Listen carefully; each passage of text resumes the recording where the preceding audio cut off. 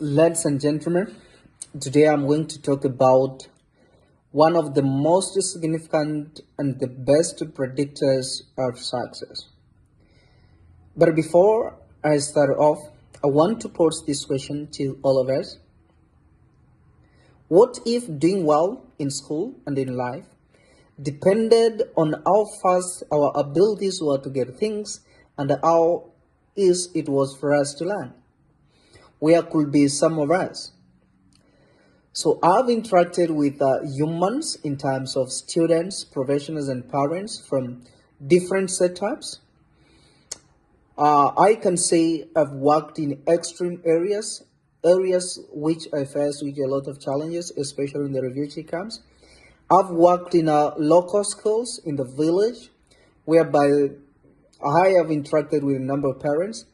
I've worked in our top international schools in the country, and I can say that I've also worked in international schools outside the country in very developed areas. So there's always one thing that I've observed which come in context, especially as a predictor of success. And I can just put all these factors in context, then we can just come into a consensus with one.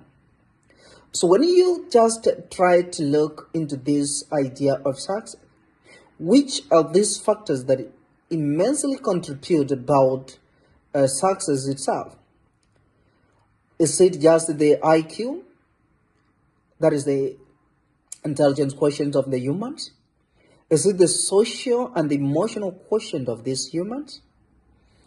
Is it just their looks?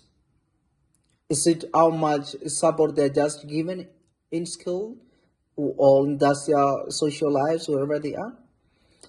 So I want to put this one very clearly to all parents, to all educators like me.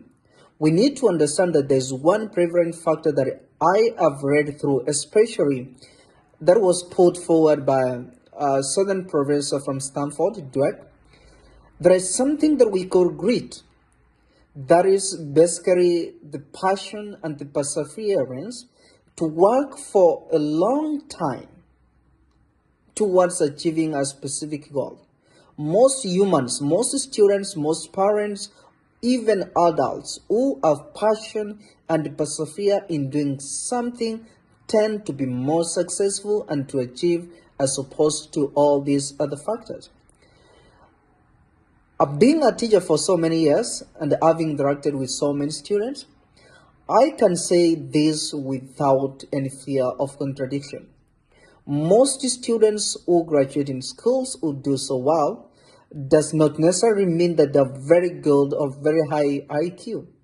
These are average students who are very resilient, students who have controlled emotional patterns, whereby they persevere, they put a lot of efforts towards their learning. And there's one thing that I want each and every parent, each and every educator, caregivers, wherever you are, to learn this. It is very important for us to train these young boys and girls about what you call a growth mindset. Any human being whose brain is trained on a growth mindset learns and understands that failure challenges, they're never permanent, but they form the basis of learning.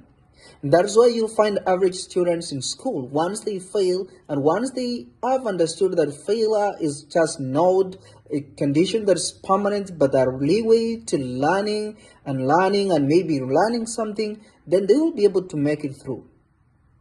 So I want to put it very clear that let us train this young generation to have a growth mindset and to learn that they need to persevere. I've interacted with parents, I've interacted with educators, just find out on how they are. Most of the time when I teach, I try to look on students who just display some behavior patterns which are not in line or which are not supporting their learning.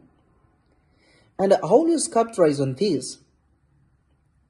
Every behavior that is displayed by students communicates something. And I use that behavior to build upon the learning process.